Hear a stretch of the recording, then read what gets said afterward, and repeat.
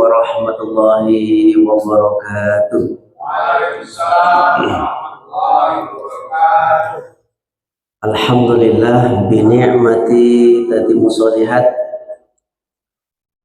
Alhamdulillahilladzi anzala ala 'abdihi al-kitaba wa lam yaj'al lahu iwaja.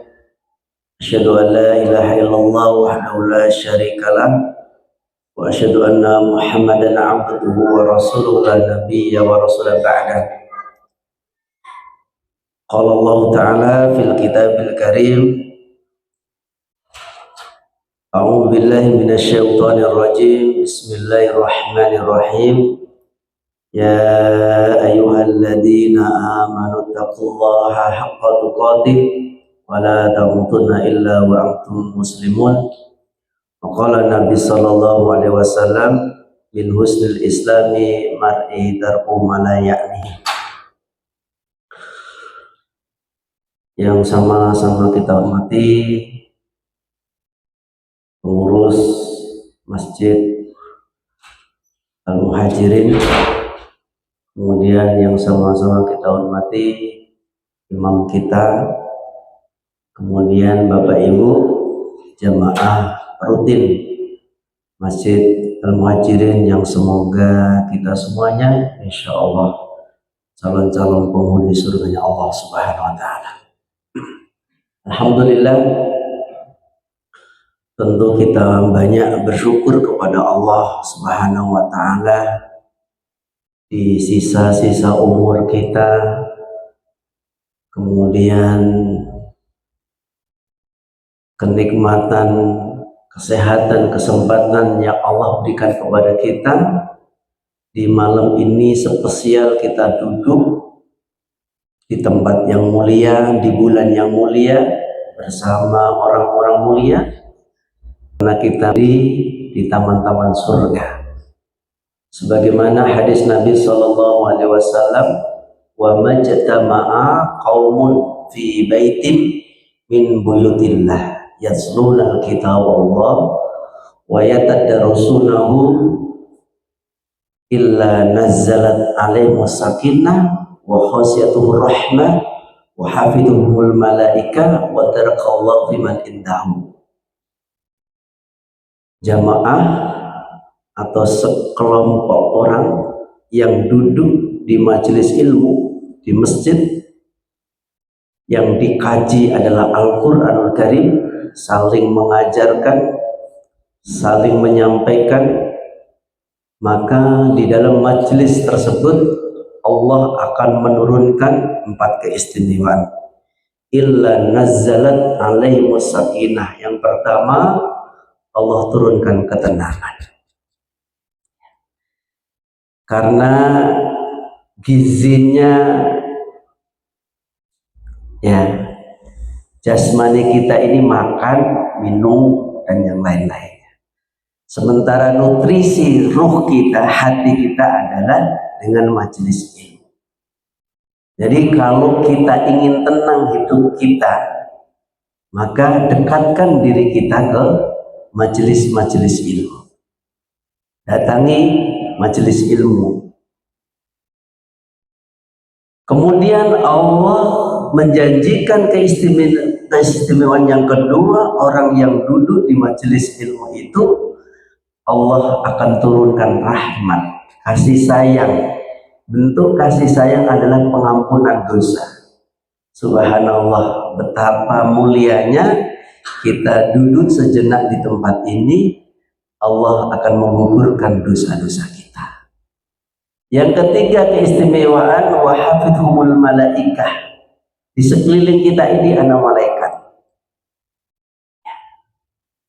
Bahkan malaikat mendoakan kita dengan kebaikan-kebaikan. Sampai-sampai Nabi SAW mengatakan, innallaha wa malaikatu wa ahlus samawati wal ard hatta namlatu fi hujriha yusalluna wa yunasu bil khair. Sesungguhnya penduduk langit, penduduk bumi, para malaikat, hewan-hewan melata, ikan-ikan yang ada di sungai-sungai, mereka sedang mengadakan tangan memohonkan ampun atas kita. Masya Allah. Percaya enggak kalau yang memohonkan ampun adalah malaikat yang tidak pernah punya dosa, Allah kabulkan permohonan ampun itu pasti. Yang spesial lagi, wadarakallahu fiman indahu, ini spesial ya. Apa spesialnya orang yang duduk dalam majelis ilmu itu? Allah membanggakan di hadapan para malaikatnya, disebut nama-nama kita ini satu persatu oleh Allah di hadapan para malaikatnya, si fulan, si fulan, si fulan, si fulan. Inilah keistimewaan, keutamaan yang Allah berikan kepada orang-orang yang duduk dalam majelis ilmu. Mudah-mudahan duduknya sebentar kita Allah gugurkan dosa-dosa kita. Amin ya rabbal alamin. Salawat beriring salam semoga senantiasa dilimpahkan buat junjungan kita Nabiullah Muhammad sallallahu alaihi wasallam. Allahumma shalli ala sayyidina Muhammad wa ala ali Muhammad. Semoga kita dikumpulkan kelak bersama para nabi, para siddiqin, para syuhada, dan para sholihin. Amin ya rabbal alamin. Bapak Ibu yang saya cintai karena Allah, di kajian bulan yang lalu kita membahas tentang 3 visi keluarga muslim. Sekarang kita akan membahas tentang kiat sukses keluarga yang bahagia. Ada satu petunjuk dari Allah dan Rasulnya. Jadi bagaimana agar kita menjadi keluarga yang sakinah mawaddah warahmah? Bagaimana agar kita menggapai kebahagiaan di dunia dan mendapatkan kebahagiaan yang sesungguhnya di surga? Allah kasih petunjuk arahan yang jelas dalam Al-Quran dan Sunnah. Ada panduan yang jelas dan contoh-contoh sudah banyak yang dituliskan oleh Allah lewat sejarahnya, baik keluarga yang sakinah mawaddah, bahkan keluarga yang durhaka kepada Allah sudah diceritakan dalam Al-Quran. Tinggal bagaimana kita mau mengambil ibrah pelajaran, mau menjadi yang keluarga sakinah yang akhirnya nanti bertemu di surga, atau menjadi keluarga yang durhaka yang ujungnya seperti Fir'aun, ujungnya seperti Abu Jahal, atau seperti keluarganya Rasul, atau seperti keluarganya Ibrahim. Ini sudah diceritakan oleh Allah Subhanahu wa Ta'ala. Rasulullah Sallallahu Alaihi Wasallam bersabda, "Warrajulun ra'in fi ahlihi wa huwa mas'ulun an ra'iyatihi wal mar'atu ra'iyatun fi baitihi zawjaha." Seorang laki-laki itu pemimpin bagi keluarganya dan dia harus bertanggung jawab atas kepemimpinannya di keluarga itu. Wanita pemimpin bagi rumah tangga suaminya, wa mas'ulun an ra'iyatiha. Kemudian wanita itu juga bertanggung jawab atas kepemimpinannya di rumah tangganya. Mengambil dari hadis Nabi yang sangat mulia ini, tentunya kita sebagai seorang suami diingatkan betul oleh Allah,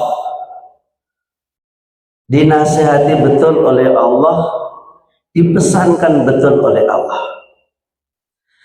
Kalau ketika kita sudah memutuskan untuk berkeluarga, beristri, maka saat itu kita sudah memiliki tanggung jawab. Tanggung jawab bukan hanya sekedar kita mencari nafkah, bukan. Tapi lebih daripada itu, tanggung jawab kita bagaimana bisa mendidik istri kita dan anak-anak kita. Itu lebih jauh daripada sekedar hanya menafkahi. Nafkah itu wajib, tapi mendidik istri dan anaknya jauh lebih wajib. Oke Pak ya. Ini ibu-ibunya ada ya? Ibu-ibunya banyak datang. Ada ya? Karena sebetulnya saya lebih akan memberikan muatannya kepada ibu-ibu karena banyak kasus di antara ibu-ibu.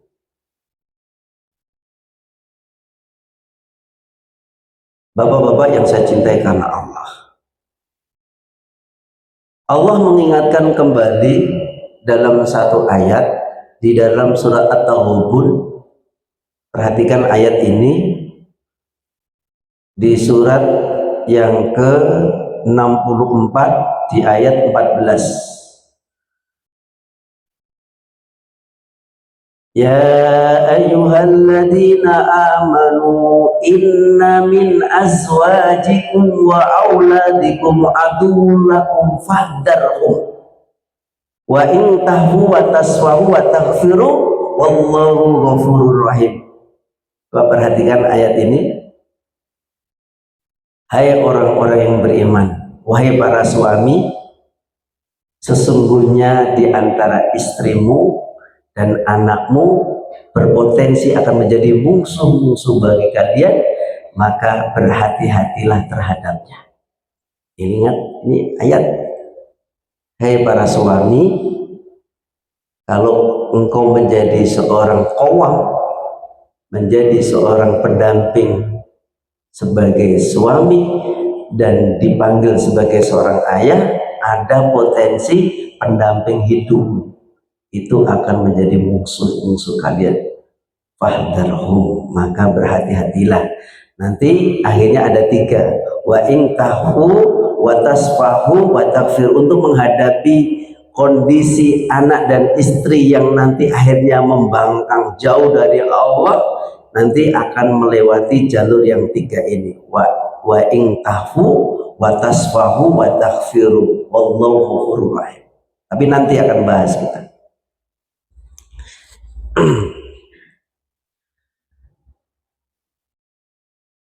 Bapak-bapak yang saya cintai karena Allah, ini saatnya kita berevaluasi, muhasabah diri. Ketika kemarin kita menyatakan menikah, kemudian kita sudah punya pasangan, sejauh mana tanggung jawab kita kepada istri dan anak-anak kita? Grafiknya dalam ketaatan kepada Allah naik atau datar atau menurun? Ini penting. Karena hari ini kasus demi kasus, potensi untuk orang bercerai, berpisah, itu bukan disebabkan karena latar belakang pendidikan yang rendah, atau karena kurang cantiknya pasangan kita, atau kurang mapannya kehidupan ekonomi kita. Itu hanya sekian persen.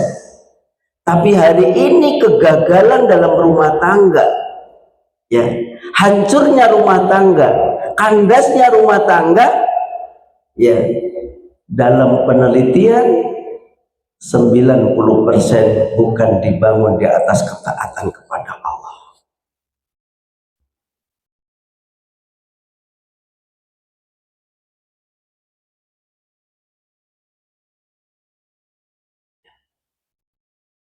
Karena kita beristri, berumah tangga, bukan sekedar kita punya partner dalam ngobrol keseharian, bukan hanya sekedar partner kita itu untuk tidur bersama, bukan. Kita bersuami istri itu membangun satu peradaban yang kelak peradaban itu akan menghiasi keindahan hidup di dunia dan akan mendapatkan jannahnya Allah Subhanahu wa ta'ala.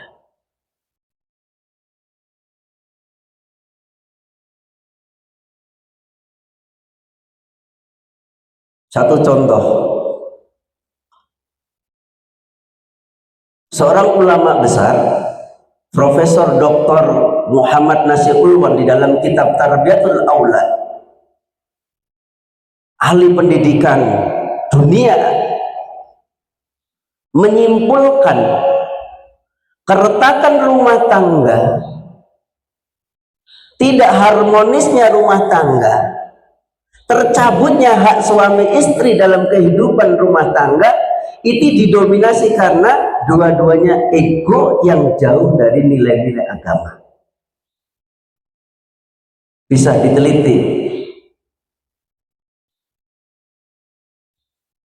Makanya betul kata Nabi Shallallahu Alaihi Wasallam, tunkahul mar'atu li arbaiha, limaliha, wali jamaliha,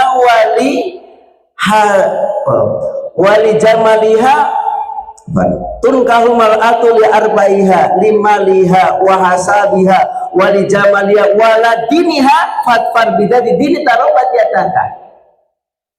Petunjuknya Allah dan Rasulnya jelas, ya. Kalau kamu ingin menikahi seseorang itu, kamu lihat 4 hal. Perhatikan 5 hal. Yang pertama, ketampanan, kecantikan itu boleh, fitrah. Karena memang wanita suka yang tampan, kemudian seorang laki-laki suka yang cantik, itu fitrah, siapapun itu pasti. Oke. Tapi itu bukan pilihan utama, bukan. Yang kedua, pilihlah pasangan hidupmu itu salah satunya karena lihasabiha, keturunannya. Cari keturunan yang orang-orang baik. Karena itu sangat erat hubungan dengan muamalah keseharian kita nanti dalam menjalani proses kehidupan dalam rumah tangga. Kalau ada anak yang dididik dari orang tua yang baik, insya Allah anak itu akan mewarisi kebaikan orang tuanya. Kalaupun itu tidak kita dapatkan sepenuhnya, Allah kasih yang ketiga lagi. Walimaliha, nikahilah seseorang karena harta. Boleh. Nabi itu menikahi Khadijah, wanita paling kaya di kota Mekah. Bahkan seluruh kekayaan bangsa Arab kalau dikumpulkan masih lebih banyak daripada hartanya Khadijah. Nabi menikahi wanita paling kaya, paling cantik, paling kaya, paling cantik. Tapi lihat, Ibunda Khadijah ketika wafatnya, bajunya bertambalkan 18 tambalan. Kemana? Hartanya habis untuk perjuangan Nabi SAW. Habis. Bahkan pada suatu kisahnya, inilah istri yang soleha. Inilah yang didapatkan dari pelajaran Bunda Siti Khadijah. Ketika beliau sedang dalam safar dakwah pulang dalam keadaan capek, kemudian tertidur di pangkuannya Khadijah, kemudian Khadijah meneteskan air mata, kemudian air mata itu mengenai pipinya Nabi, kemudian bangunlah Nabi. Wahai istriku, apa yang menyebabkan engkau menangis? Apa engkau menyesal bersuamikan saya? Yang dulu kamu adalah orang bangsawan, hari ini engkau dihinakan oleh kaum. Yang dulu kamu kaya raya, hari ini engkau jatuh miskin karena aku. Apa jawabannya? Enggak, wahai suamiku. Apalagi yang ingin aku sumbangkan buat dakwah? Apa yang akan aku berikan lagi untukmu, wahai suamiku, dalam melanjutkan perjalanan dakwah ini? Andaikan, wahai suamiku, engkau dapatkan aku sudah meninggal dunia, sementara tugas muliamu berdakwah menyeberangi lautan sungai masih jauh panjang, maka galilah kuburku, ambillah tulang belulangku, jadikanlah tulang belulangku menjadi jembatan yang akan kau seberangi menuju tempat-tempat yang kau damai. Istri model apa ini kalau tidak dididik oleh suami yang hebat? Tidak tumbuh begitu saja.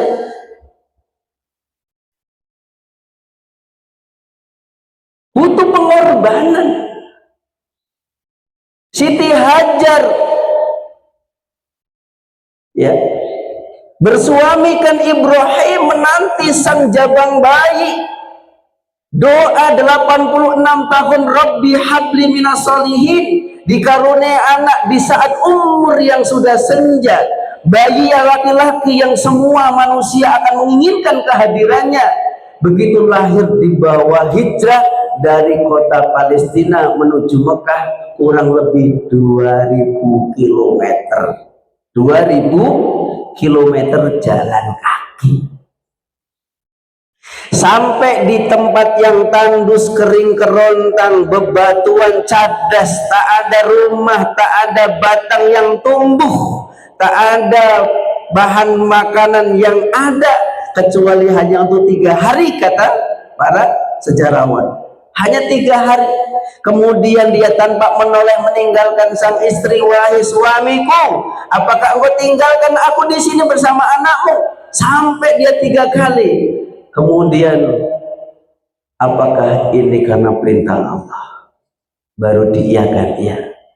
Sang istri lega. Ketika dipautkan, dikaitkan dengan Allah, maka apa kata Siti Hajar? Allah yang akan melayani.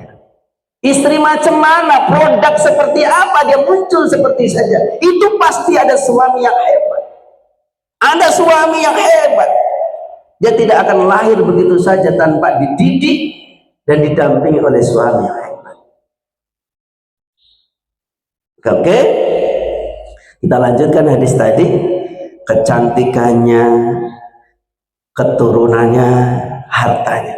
Kalaupun tidak didapatkan yang ketiga ini, ada satu pilihan yang sangat menentukan kualitas hidup bahagia atau tidak bahagia. Ya. Ningkailah karena agamanya, pasti kamu beruntung. Agama itu pasti menguntungkan.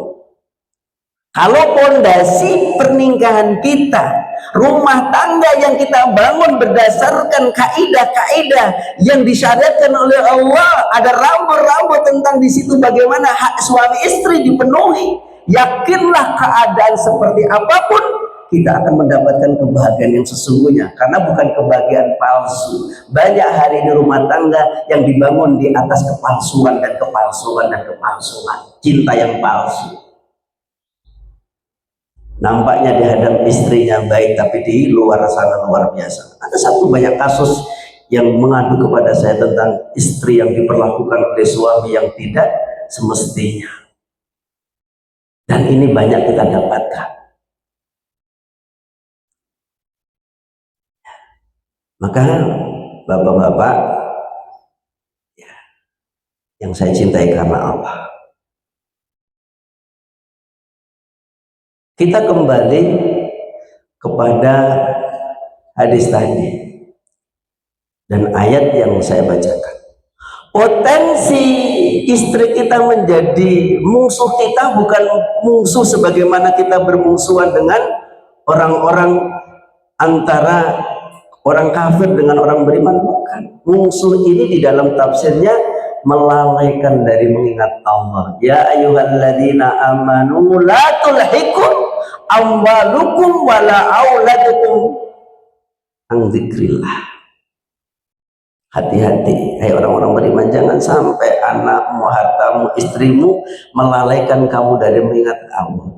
Betapa banyak suami yang hari ini dibuat mandul, dikebiri oleh istrinya.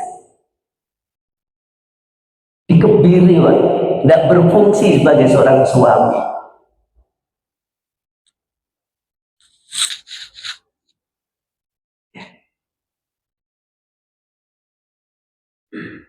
Dan kalau mau disampaikan kepada istrinya, sampaikan Pak ya, sampaikan.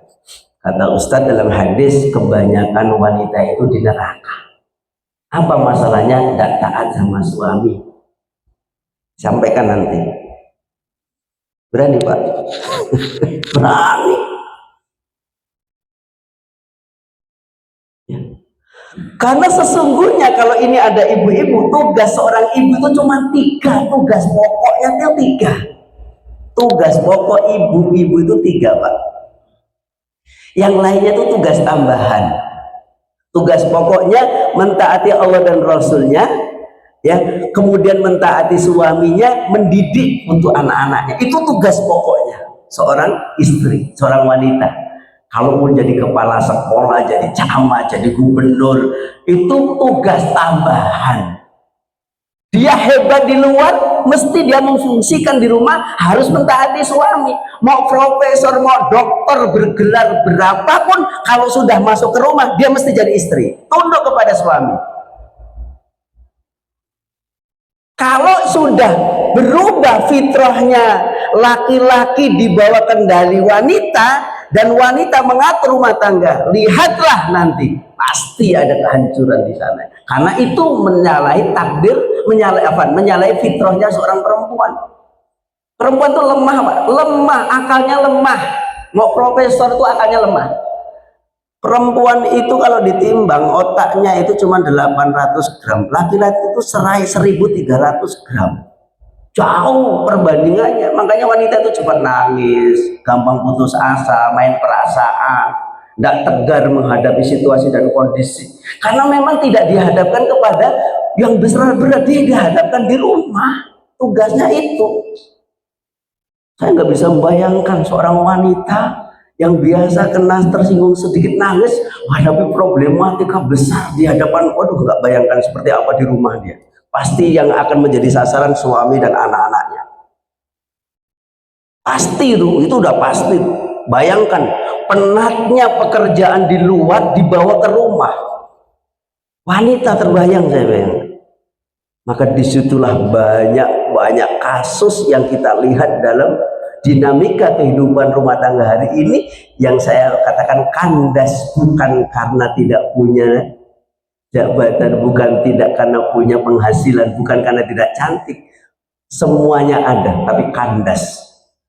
Tingkat perceraian hari ini, Pak, mengerikan.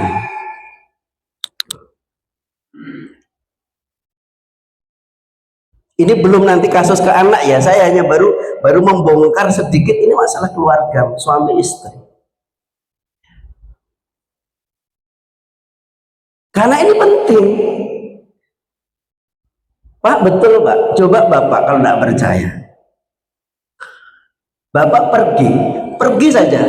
Kemudian ketika Bapak pamitan sama istri, kemudian wajah istri sedang dalam keadaan cemburut, kemudian nyaman tidak Bapak dalam pekerjaan di luar, Pak? Saya bayangkan, Pak, nggak akan nyaman siapapun. Bapak dilepas oleh seorang istri, kemudian istri dalam keadaan marah. Pergilah kamu. Pak, di luar sana kita nggak akan pernah merasakannya. Mau pulang ke rumah saja rasanya itu berat. Yang ada adalah wajah angker sang istri.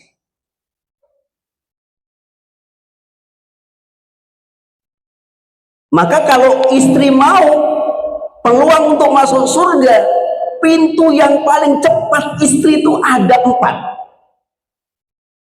Paling cepat, dan bahkan oleh Nabi SAW ya, dipersilahkan untuk masuk surga dari 8 pintu yang dia suka. Berbeda laki-laki. Laki-laki itu sulit masuk surga dengan pintu-pintu yang disediakan oleh Allah, sementara wanita disediakan dari pintu yang lain. Coba perhatikan, nanti ada tugas pokok bersama suami. Ida sholatil mar'atu khamsaha wa somat sa'roha wa hafidat farjaha wa ata'a zawjaha kila udkhulil jannata min abwabil jannati sitti. Sampaikan nanti kepada ibu-ibu ini, peluang untuk masuk surga segera secepat-cepatnya, dan 8 pintu dia pilih, mana yang disuka. 4 inilah wanita. Yang pertama, dia sebagai seorang hamba memenuhi haknya kepada Allah, sholat 5 waktu, dia puasa. Yang ketiga, tutuplah auratnya dengan baik, jaga dirinya. Karena ini penting.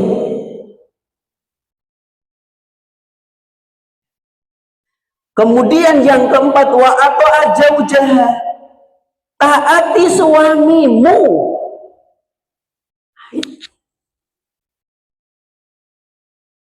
Kamu akan masuk surga dari pintu yang kamu kehendaki. Kenapa harus taat seorang wanita itu? Setidaknya ada 3 hal yang menyebabkan dia harus taat. Insya Allah. Yang pertama, inilah perintah Allah dan Rasulnya. Ya. Kriteria profil istri yang soleha itu ada 3. Sampaikan, bisikan di telinga istri kita. Istriku mah, Umi, Mbak, apa panggilannya biasanya Pak? Uni. Apa yang tepat Pak? Kalau mau Mbak, panggilan seindah-indah panggilan bersama istri itu yang dicontohkan Nabi adalah sayang. Coba nanti sepulang dari sini manggilnya sayang. Ada perubahan nanti Pak Insya Allah. Sayang. Oh. Iya, saya tanya sekarang. Tidak ada panggilan sebaik-baik panggilan kecuali suami istri. Tidak ada peluang yang paling banyak masuk surga. Peluang Allah doakan. Peluang di situ pahala kecuali wanita istri suami sendaguro. Pernah tidak kita bersendaguro? Itu berpeluang pahala kok Pak. Justru kalau Anda cuma membawa ke mal-mal malah dia wajahnya merengut, itu nggak malah banyak pahala. Justru Anda di rumah itu bisa sendaguro tertawa bersama istri, itu peluang pahala besar. Apalagi kalau istri mau membangunkan suami di malam hari untuk sholat tahajud, Allah tersenyum. Didengarkan rintihan doanya di tengah malam oleh para malaikat. Jadi sebetulnya gampang keluarga bahagia, keluarga sakinah yang akan menggapai ridhonya Allah masuk surga itu sangat gampang. Modalnya itu nggak banyak. Beda dengan wanita-wanita glamor yang harus datang ke salon tiap minggu, datang ke mall-mall menghabiskan gajinya suami. Jauh lebih mudah datang ke pengajian, malam tahajud bersama, puasa, Masya Allah. Bahkan seorang wanita ketika di rumah, suaminya di rumah, ketika ada seorang wanita izin minta puasa, nggak diizinkan, dosa loh, bayangkan tuh. Kan puasa itu kan ibadah Pak. Tapi kalau dia izin sama suaminya, ketika suaminya ada di rumah nggak diizinkan, nggak boleh Pak. Begitulah. Ya baik. Jadi ketaatan kepada Allah. Yang kedua, disejajarkan dengan seorang yang mati syahid. Ada protes gini Pak, ibu-ibu, diwakili dari para wanita-wanita Ansor. Ya Rasul, saya datang berani menghadap kepadamu karena ini saya mewakili duta dari perempuan-perempuan Ansor. Ya Rasul, kalau laki-laki itu banyak pahalanya tanpa batas. Boleh berperang di jalan Allah, mati syahid, ya. Boleh berdakwah ke sana kemari. Kami peluang mati syahid tidak ada. Kami peluang dakwah di sana tidak ada. Bagaimana kami bisa mengungguli pahala-pahala orang laki-laki? Jawab Nabi, taati suaminya. Kamu sama dengan orang yang syahid di jalan Allah. Besar Pak. Kalau tahu posisi wanita bersama suami yang soleh, Masya Allah, peluang surga ke surga. Walaupun kasur, sumur, dapur, itu surga semua isinya itu. Kalau tanpa itu Pak, oh berat. Makanya nanti watafau nanti akan kita sampaikan. Oke ya. Kemudian ya, salah satu kriteria profil wanita yang soleha itu apabila diperintah mentaati, apabila dipandang menyejukkan hatinya, apabila ditinggal dia menjaga dirinya, harta suaminya. Itu sudah cukup dia menyandang seorang wanita yang soleha. Tapi untuk mendapatkan profil wanita yang soleh hari ini berat Pak, berat. Pengorbanan dan ujiannya sangat berat, memproduk. Jadi wanita yang soleh hari ini tidak gampang dengan kondisi yang hari ini media yang luar biasa menghantam silih berganti. Belum TikToknya, belum Masya Allah, begitu banyak dihabiskan untuk sekedar yang remeh-temeh, sementara hak-hak tugas mulia sebagai seorang wanita mendampingi suami dan kemudian mendidik anak itu telah hilang hari ini, diganti dengan pekerjaan-pekerjaan yang tidak ada nilainya. Kadang nonton TikTok berjam-jam tapi nggak pernah mengajarkan anaknya tentang doa makan. Ini kan banyak hari ini.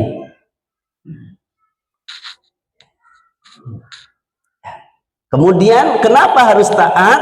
Subhanallah, ini yang terakhir.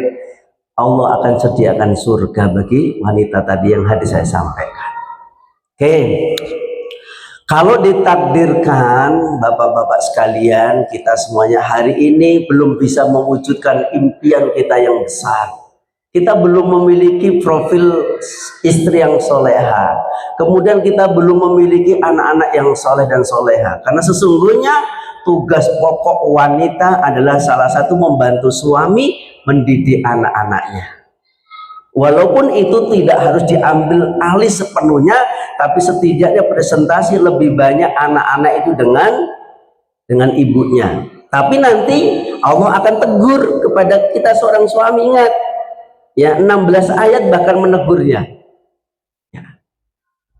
Ayah boleh mencari nafkah sebanyak-banyaknya untuk membahagiakan istri dan anaknya yang halal, boleh, silakan. Tapi Allah berpesan, ya, 16 ayat itu ternyata porsinya ayah paling banyak dibandingkan ibu. Ibu itu hanya dikasih porsi oleh Allah dialog dengan anak cuma 2 ayat. Selebihnya adalah ayah. Kenapa? Kalau sudah pulang ke rumah, ya jangan menjadi ayah bisu, tapi berfungsilah Anda sebagai seorang ayah. Ajak dialog anak Anda. Ajak dialog, jangan bisu. Karena waktu Anda sudah habis keluar. Ketika pulang Anda, janganlah sibuk dengan pekerjaan yang lain. Udah tinggalkan pekerjaan-pekerjaan di luar, jangan dibawa kesibukan ke rumah. Anak itu butuh sentuhan kita. Ini penting. Ya. Nggak bisa tergantikan dengan orang yang paling hebat apapun, melainkan seorang ayah itu figur utama bagi anak-anaknya. Ya. Yang kadang-kadang kasihan jadi korban anak begini ya, banyak ayah kalau di luar itu kosakatanya keluar banyak, berjam-jam itu ada saja ya bahan untuk bicara sama kawannya di kedai, bisa ngobrol. Tapi begitu masuk di rumah kok jadi ayah bisu gitu ya. Banyak ayah bisu, nggak bisa ngomong. Nggak ada kosakata buat anak dan istrinya tuh nggak ada. Nggak pernah duduk bagaimana bicara tentang menyuburkan iman. Ini penting ini. Waktu yang singkat di rumah ini harus dimanfaatkan. Karena kalau kita gagal selama-lamanya, Pak. Saya ulangi sekali lagi. Kalau kita gagal dalam mengelola bisnis, gagal mencapai target, kita akan menjadi orang yang ini dan itu gagal semuanya. Akan memiliki ini dan itu gagal kita. Ujung-ujungnya kegagalan ini sampai sebatas hanya di dunia. Tapi kalau kita gagal mendampingi istri dan anak kita, kegagalan sampai di akhirat nanti. Cobalah. Kita diminta pertanggungjawaban masalah. Kalau Anda tidak sukses di dunia, kenapa kamu nggak pernah jadi ketua? Nggak pernah ditanya. Tapi anak Anda, istri Anda tidak sholat, Anda ditanya loh. Nggak mudah ditanya. Dan ini jauh lebih berharga, ya, kata seorang ulama besar Muhammad Nasir Urwan, Profesor Dr. Urwan. Kalau ada istri menyimpang dari jalan Allah, kemudian ada anak yang menyimpang, sesungguhnya kebanyakan itu yang kita sumbangkan dari seorang ayah, suami. Itu evaluasi diri. Ini penting. Jadi kalau ada anak hari ini kok pergaulannya salah, kemudian dia suka membawa durhaka, pembawaannya emosi, perkataan yang carut marut, siapa ini ayahnya? Bukan disalahkan sepenuhnya ayahnya, tapi ayah punya tanggung jawab. Kalau dia bergaul dengan siapa pergaulannya, kalau dia punya HP tontonannya apa, ini diawasi. Ini penting. Ya. Dan saya tidak setuju kalau ada kegagalan anak yang disalahkan gurunya, nggak terima saya. Coba ayah sekarang hitung-hitung sajalah. Ya, kita menggunakan fase saja, level dulu. Oke. 0 sampai 7 belum sekolah ini. Itu berarti milik kita. Oke ya, 0 sampai 7 itu adalah emas, mutiara, raja. Dan yang sangat menentukan nanti kewaris berikutnya itu menentukan 07. 07 anak itu dibagikan air, Pak. Oke, saya mau tanya, kira-kira air mineral ini harganya berapa? Berapa ini, Pak? 5.000. Oke, saya buang, saya ganti dengan comberan. Berapa harganya? Oke, saya buat comberan, saya ganti dengan jus mangga. Berapa harganya? Jus mangga saya buat, ganti dengan madu sialang yang ngambil dari pohon yang besar diperas. Jadi berapa harganya? Bisa harganya mahal ketika diisi oleh royal jelly dan bivolen, kemudian itu bisa harganya sampai 10 juta, Pak, satu botol. Anak yang lahir kullu mauludin yuladu alal fitrah fa abawahu ayuhawidani ayunasiroid. Ingat, ketika bayi lahir dalam keadaan suci sesuci-sucinya, dia bertauhid kepada Allah, fa abawahu, yang dipanggil pertama kali oleh Allah dan Rasulnya itu bapak dan ibunya, terutama ayah, bukan guru PAUD-nya, bukan guru TK-nya, bukan guru privatnya, bukan guru SD-nya. Pertama, siapa yang bertanggung jawab atas kesucian anak itu? 07, Pak, itu bisa diteliti. Ternyata memori yang paling terbaik untuk merekam semua adegan drama yang kita suguhkan setiap hari suami istri itu direkam oleh anak kita dengan baik dan sempurna tanpa terlewatkan. Cuman dia tidak bisa mengatakan saja. Jadi kalau ada ayah yang ngomong kasar, itu terekam semuanya. Makanya kalau kita mau melihat biografi silsilah para ulama, kenapa para ulama itu hafal Quran umur 5 sampai 7 tahun, semua hampir. Mau Imam Syafi'i, Imam Ahmad, Imam Hanafi, Imam Nawawi, semua hafal Quran di bawah 07. Kenapa? Karena semua ditalkin oleh ibu dan ayahnya. Hafal Quran walaupun bisa membaca dan bisa menulis. Bayangkan kalau yang kita talkinkan, yang kita keluarkan dari kalimat-kalimat ejekan, kalimat kotor disimpan, di mana perilaku anak kita?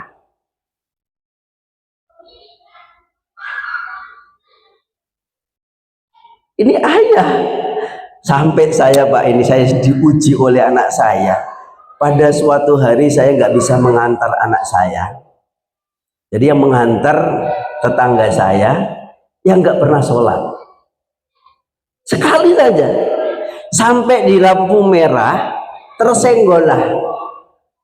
Dia ngomong jorok, didengarkan oleh anak saya. Ditiru, saya terapis 3 tahun lamanya. Satu kalimat, Pak. Itu saya menterapisnya 3 tahun, bayang, butuh waktu 3 tahun sampai menghilangkan kosakata yang jorok satu saja. Terbayangkan kalau ada ayah ibu setiap hari kosakata yang dikeluarkan di rumah, kalimat-kalimat yang masya Allah, seperti apa kita gambarkan file-file anak itu. Memori anak-anak kita itu rusak. Ini penting. Kan harapan kita ini capek-capek bekerja siang dan malam, bahkan shift malam pun kita lalui. Untuk apa sih kalau untuk tidak membahagiakan anak dan istri kita? Kan tujuannya itu. Apakah cukup itu modalnya dengan kita mencari nafkah, kemudian anak itu berkembang kemudian dia menjadi orang? Enggak, butuh sentuhan kita, butuh pendamping, butuh pengawalan, butuh duduk, butuh doa, butuh keseriusan, butuh pengorbanan.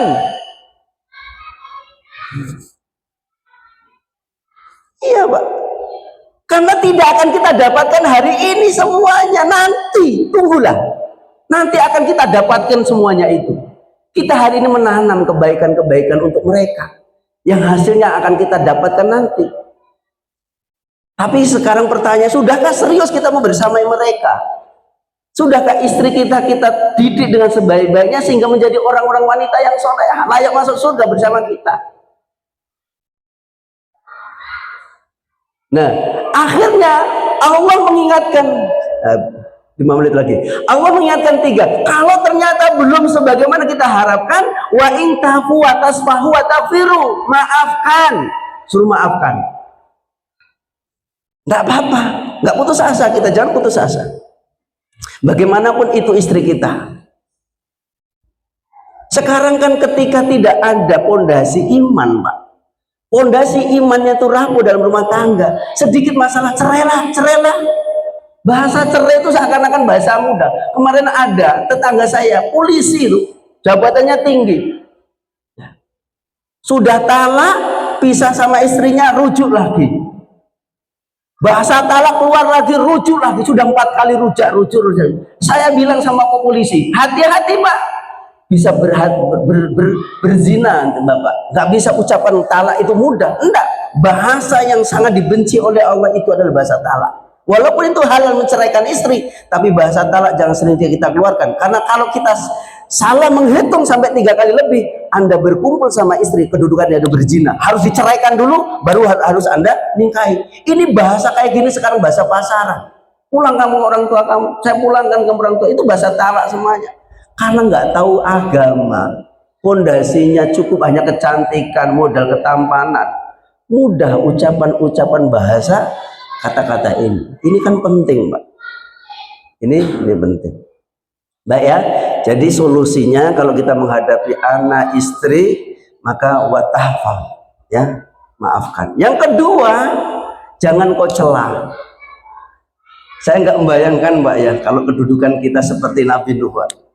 Nabi Nuh tuh punya istri, sama punya anak, membangkang kok 900 tahun, Pak.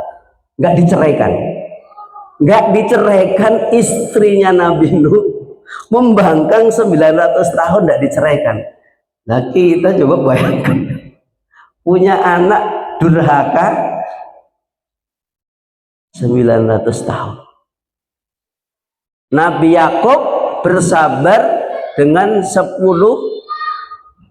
anak yang durhaka. Anaknya 12 orang, yang durhaka 10, yang taat cuma 2. Itu butuh sabar 25 tahun lebih. Tapi akhirnya semuanya bertobat kepada Allah dan dimaafkan oleh ayahnya. Jadi memang kita menghadapi mereka, watahfahu, watasfahu, watahfiru.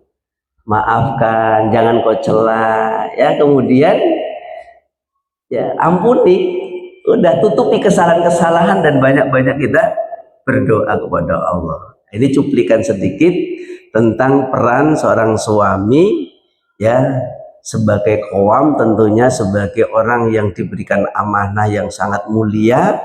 Ya, pekerjaan kita paling mulia ini di rumah ya. Pekerjaan Anda yang paling mulia itu di rumah. Bukan berarti nggak mulia, itu gini loh, Anda menjadi pemimpin bagi anak Anda. Antum sukses di luar, tapi ternyata bukan di rumah, Anda tidak menjadi figur bagi anak-anak Anda tidak akan sukses. Jadi gini, ukurannya sukses gini, sederhananya gini, sebagai penutup. Sudah saya uji nih.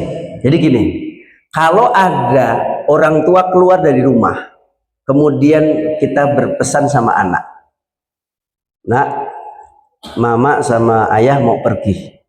Kalau responnya begini, ya mak, hati-hati di jalan, semoga Allah menjaga ayah dan bunda, kemudian nanti mudah-mudahan selamat sampai pulang kembali. Itu pendidikannya bagus. Tapi hore, ayah ibu pergi, kesempatan aku di rumah, mudah-mudahan tidak balik lagi, masalah lah. Didoakan yang tidak. Kenapa? Di rumah belum menjadi seorang ayah yang baik, ya, kecuali kalimat-kalimat yang kasar, cemooh, penghinaan, ya, kalimat-kalimat yang meneduhkan hati kepada pasangannya dan anak-anaknya masih jauh dari harapan, kecuali dia membentak, menghardik, memojokkan, akhirnya anak minder, ya. Kemudian yang kedua begini, sudah memasuki usia remaja. Nak, kamu sudah remaja, kata ayah kepada anak perempuannya. Kira-kira yang akan menjadi pasangan hidupmu siapa? Kalau dia mengatakan, kalau saya punya suami, saya pengen suami seperti ayah, seorang laki-laki yang luar biasa, tanggung jawab, peduli, orangnya betul-betul layak. Itu berarti ayah berhasil. Tapi kalau ya Allah aku berlindung kepadamu ya Allah, kalau saya punya suami janganlah seperti sifat seperti ayah saya. Nah itu masalah Pak. Anak saja yang hidupnya dalam rumah saja itu berlindung kepada Allah melihat perangnya ayahnya. Ya bisa bayangkan itu. Kenapa ayahnya belum menjadi sosok ayah, sekedar hanya ayah biologis tapi belum menjadi ayah ideologis. Beda ya. Kalau biologis itu hanya sekedar yang buat anak lahir selesai. Tapi kalau ayah biologis, ayah ideologis, dia akan menampilkan sosok teladan seperti Ibrahim. Wah, itu baru ayah ideologis, punya ideologi. Ya punya harapan besar.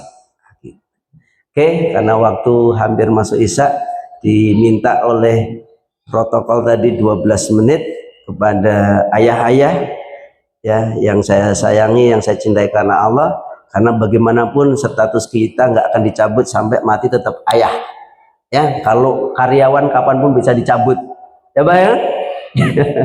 Camat bisa turun jadi orang biasa, anggota dewan bisa turun, presiden bisa turun, tapi ayah tetap ayah sampai mati ya, nggak akan bisa dicabut ya, statusnya tetap ayah, dipanggil ayah, dan dia akan bertemu dengan anaknya di surga.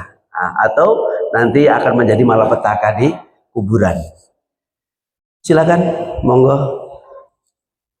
Atau yang pengen nambah istri lagi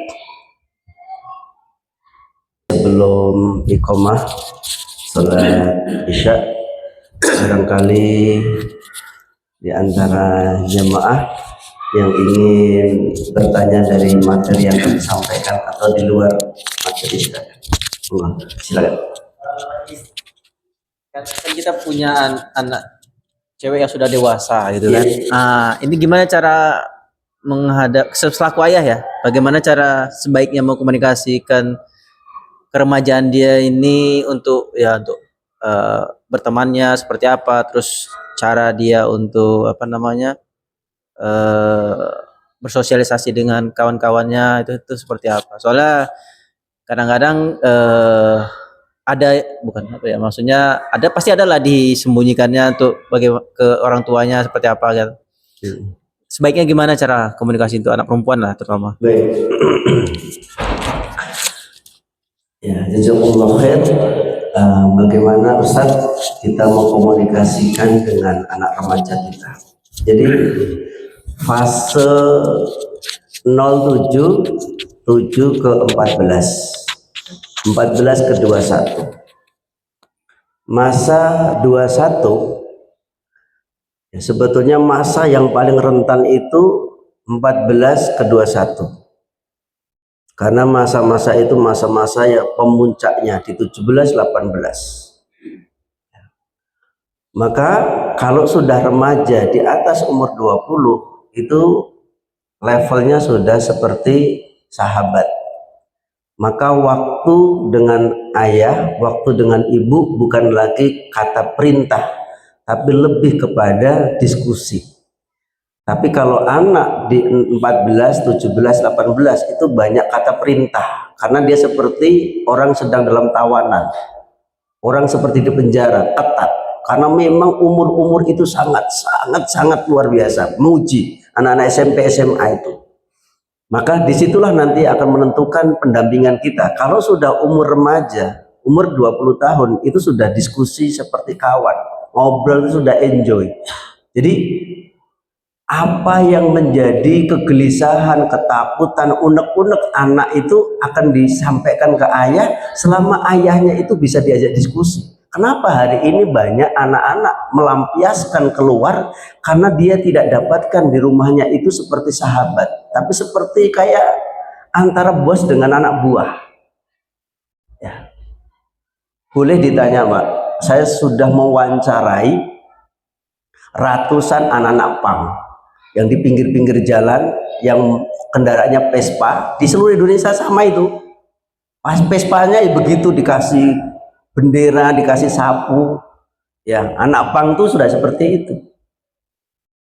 Kenapa dia mencari teman yang lebih nyaman? Itu awalnya orang pang itu bukan orang biasa, orang kaya yang tidak bisa menghabiskan hartanya. Itu aslinya awalnya gitu. Anak yang sukses itu bukan orang. Tapi itu berkelanjutan, akhirnya punya komunitas yang luar biasa. Kalau andaikan dia punya partai, punya satu partai itu, ya satu anggota Dewan DPR RI itu, karena jumlahnya yang cukup banyak. Itu ketika saya dialog, dia bilang apa secara polos, saya tidak dianggap anak sama ayah dan ibu saya. Nggak ada ruang, waktu, nggak ada tempat di hati orang tua lagi. Melihat kelakuan anak yang nakal ya sudah, padahal itu bukan solusinya. Ya, saya sekarang sedang bersama Ustadz ada di Pekanbaru, di Riau ini satu-satunya, ya satu-satunya pondok di Sumatera. Itu namanya Pondok Pesantren Rehabilitas. Isinya Pak narkoba, orang depresi, stres. Anak siapa kira-kira Pak? Pejabat-pejabat semuanya. Ternyata bisa diterapi semuanya, yang sudah sampai kelas berat saja, ya sudah senyum sendiri, tertawa sendiri, marah sendiri, meraung-raung sendiri, sudah menyiksa dirinya sendiri, itu bisa diterapis. Terapisnya bukan dengan obat penenang, dengan dialog, diskusi. Itu penting. Kalau kita punya anak itu duduk bersama, jangan kau salahkan, diajak dulu, dikorek, kenapa dia punya masalah apa. Kenapa hari ini tidak ada tempat ruang gerak, ruang kenyamanan bagi anak-anak? Karena orang tua sudah memposisikan anak itu sebagai orang. Ini penting jauh, dia harus diedukasi betul ini masalah ini. Jadi anak-anak yang mendapatkan kenyamanan di luar itu karena di rumah itu nggak punya kenyamanan, sehingga kalau di luar itu enjoy tapi kalau di rumah nyaman nggak akan keluar itu. Kenapa? Orang tua menghargai, gitu loh. Seneng kita, tidak apa-apa, anak kita ini mau preman kayak apapun tidak apa-apa, jangan kau salahkan, karena dia sedang tidak baik-baik lagi. Berarti di situ kita punya ladang amal soleh yang besar. Bagaimana untuk mengembalikan mereka?